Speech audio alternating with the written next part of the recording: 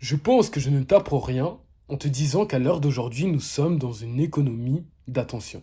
En revanche, ce que la plupart des coachs, consultants ou directeurs d'agence ne savent pas, c'est comment provoquer, amplifier et convertir l'attention humaine pour faire du x2, x3, voire x4 sur son chiffre d'affaires. Et c'est ce que je vais t'apprendre dans cette vidéo. Je vais t'apprendre comment utiliser à bon escient l'attention humaine pour exploser son plafond de verre et faire du x2, x3, voire même x4 sur son chiffre d'affaires. Je vais t'apprendre comment utiliser l'attention humaine pour arrêter l'hémorragie des milliers d'euros que tu perds chaque mois parce que tu n'as pas compris ce qu'était réellement l'attention et que tu n'as pas réussi à faire la différence entre les deux types d'attention. Mais avant de te dire comment provoquer, amplifier et convertir l'attention, on va revoir ta définition de l'attention. Vu que tout le monde parle d'attention, tout le monde parle d'économie d'attention, mais peu de personnes savent réellement ce qu'est l'attention. La plupart des personnes pensent que l'attention est synonyme de regarder. Mais c'est faux. L'attention, ce n'est pas juste regarder. L'attention, c'est la mise au premier plan d'une information dans la conscience. C'est un filtre de perception actif qui trie en permanence ce qui mérite d'être perçu et ce qui peut être ignoré. Elle a 4 caractéristiques fondamentales. Premièrement, elle est limitée. Tu ne peux pas donner toute ton attention à toute chose. Deuxièmement, elle est cyclique. Elle monte, elle stagne, puis elle chute si elle n'est pas relancée. On va d'ailleurs parler de cycle attentionnel. Troisièmement, elle est émotionnelle. Elle suit ton ressenti et non ta logique. Et pour finir, elle est sélective. Elle choisit ce qui est vital, ce qui est curieux ou ce qui est identitaire. En amont, je t'avais parlé de capter la bonne attention. Sais-tu réellement ce qu'est la bonne attention?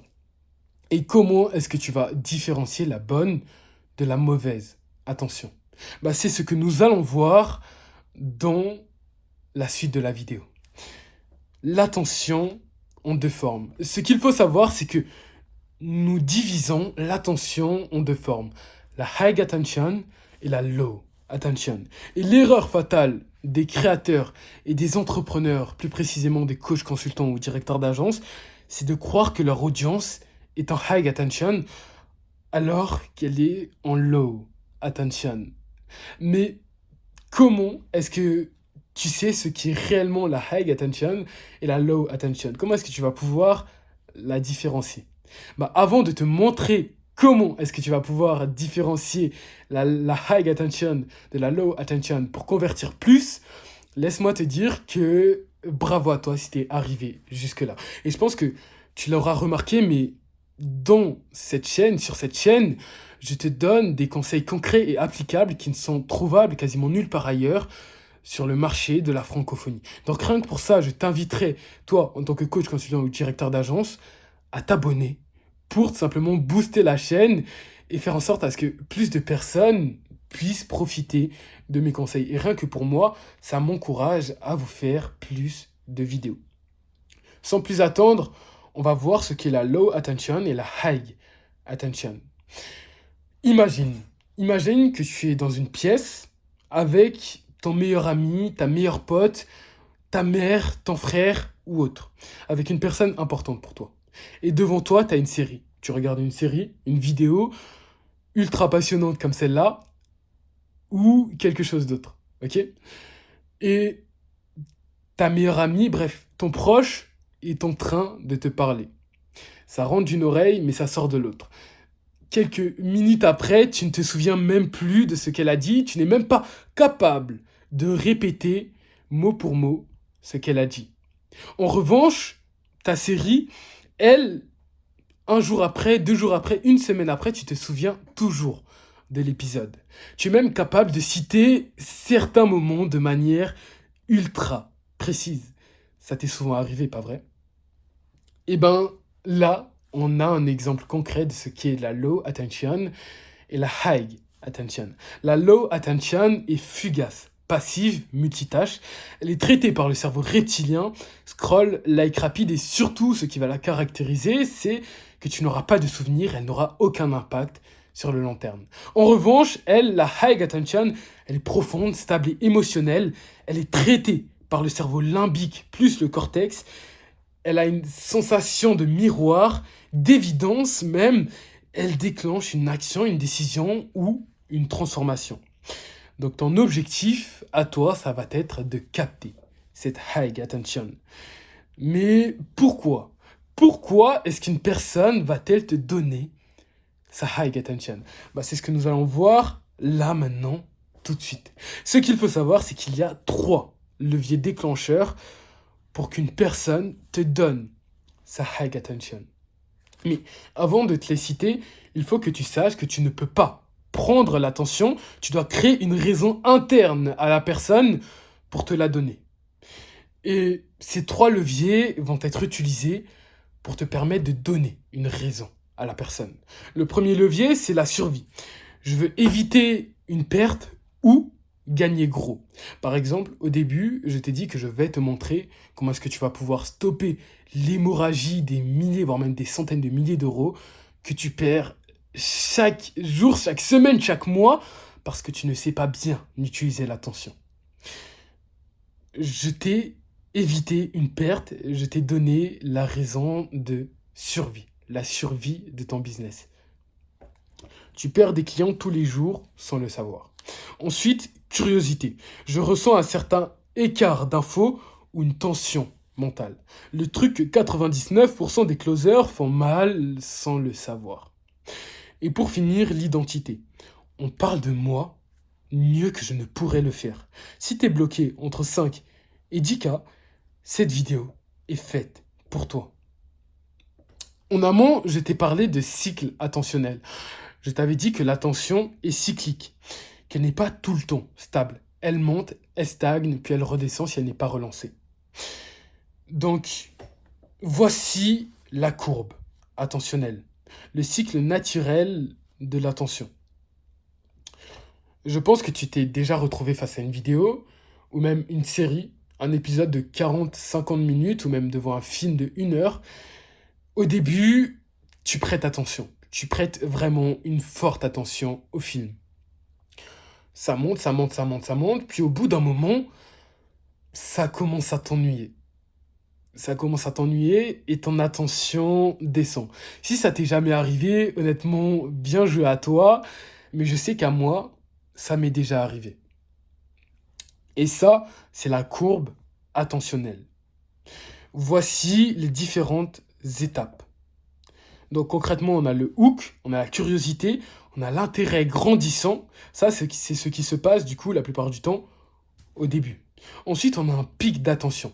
Et c'est lors du pic d'attention qu'il va falloir que tu proposes une action clé. Que ce soit un CTA, une redirection vers une autre vidéo ou autre chose. D'ailleurs, j'en profite pour te dire que tu devrais regarder d'autres vidéos de ma chaîne, étant donné qu'elles ont tous autant de valeur que celle-ci.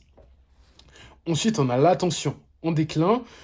Si tu continues à parler trop longtemps, après son changement de rythme ou autre chose, l'attention va décliner.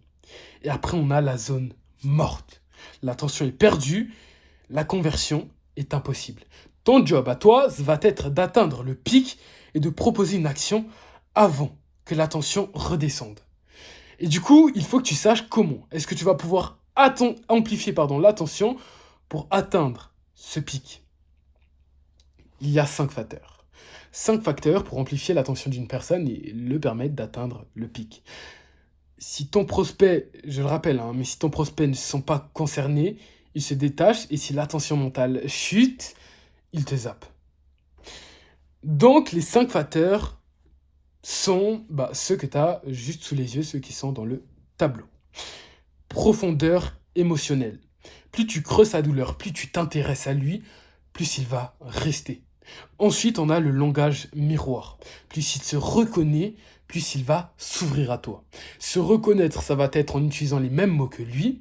Et aussi, dès qu'il va te partager une expérience personnelle, dis que tu l'as aussi vécu. Par exemple, il n'y a pas très longtemps, il y avait une personne qui faisait du sport et qui m'a dit, je me suis mis au sport il y a 3 ans, à cause de telle personne. J'ai dit, bah, c'est fou ça, vu que moi aussi je me suis mis au sport il y a 3 ans, et je me souviens, c'est parce que j'étais avec une meuf, ça fait 5 ans que je suis célibataire, donc c'est totalement faux. J'étais avec une meuf, avec une femme, et pour me rapprocher d'elle, pour que je puisse passer plus de temps avec elle, je me suis inscrit à la salle. Donc, il y a ce sentiment de reconnaissance. Cette personne-là est comme moi. Et ce que tu peux même faire pour amplifier le tout, c'est jeter la pierre sur l'ennemi commun lorsqu'il va te partager ses douleurs. Ensuite, effet de contraste. Ce qu'il fait vs ce qu'il devrait faire. Lui dire, ok, honnêtement, félicitations à toi, tu fais ça, et pour aller encore plus loin, tu devrais faire ça. Une urgence subtile, le cerveau adore les deadlines implicites vu que ça le force à bouger ses fesses, à se presser. Donc, mets des deadlines implicites et pour finir, une narration vivante. Une mini-histoire qui capte va être plus impactant qu'une info brute. Pourquoi? Parce que tout le monde kiffe les histoires, l'être humain kiffe les histoires. T'as déjà regardé des séries, des films ou que sais-je. Maintenant qu'on a parlé de l'amplification, il faut que tu saches comment atteindre le pic. Comment tu vas pouvoir repérer le pic de l'attention sans avoir à balancer un call to action qui sera inefficace parce que tu l'as balancé au mauvais moment. Premièrement, il va poser une vraie question. On aura donc un pic cognitif. Deuxièmement, on aura un pic, ce qu'on va appeler un pic émotionnel. Il va dire j'avoue ou c'est moi. Donc ça sera la plupart du temps en appel de vente. Ensuite, ou même en prospection. Ensuite, il va répéter ou reformuler. Ok. La plupart du temps, ça c'est vraiment quasiment qu'en appel de vente. Et il va ralentir le rythme ou stopper le scroll. Donc une phase de concentration active. Ça, je pense que tu l'auras deviné, c'est lors de ta création de contenu. C'est à ce moment-là qu'il va falloir que tu projettes un call, proposes un contenu ou même que tu vendes ton produit ou ton service. Le coût caché de l'attention. À chaque fois qu'une personne te donne de l'attention, elle abandonne une autre option. Scroll, dopamine, détente, autre créateur, appel, etc. C'est un échange énergétique invisible. Et si tu ne rends rien en retour, valeur, émotion, miroir, clarté ou que sais-je, tu vas creuser une dette invisible, un rejet, un oubli ou un désabonnement. Donc, que faire? Que faire une fois que tu as l'attention de la personne pour ne pas créer une dette invisible? Et c'est d'ailleurs le dernier point de cette vidéo. Donc, je t'invite très fortement à liker, t'abonner et partager. Pattern break. Donc, utiliser une phrase miroir. Tu fais partie de ceux qui donnent tout pour leurs clients, mais ont encore des doutes à vendre à leur plein prix. Ensuite, une micro-croyance cassée. C'est énormément fort, impactant de casser une micro-croyance parce que ça sera d'autant plus mémorable. En fait, c'est pas ton offre. Le problème, c'est la façon dont tu es obligé de la vendre. Ensuite, tu vas implémenter une nouvelle croyance pour être d'autant plus impactant. Avec le bon système, c'est littéralement ton prospect qui te convainc de le prendre. Ensuite, créer un lien émotionnel rapide. Tu veux juste que les gens voient vraiment la valeur que tu apportes. Pas vrai? Et je te comprends. 5. Une suite concrète et engageante. Tu veux que je t'envoie un plan clair et tu me dis ce que t'en penses. Et 6. Redescendre de l'attention si rien ne se passe. Soit l'appel va être booké, soit tu vas devoir le relancer plus tard avec une nouvelle approche qui va relancer un nouveau cycle attentionnel. Bref, c'était tout. C'était Jovic.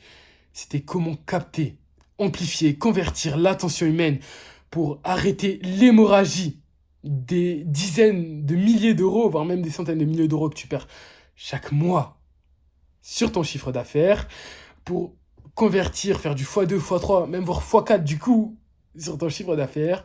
C'était Jovic. Ciao.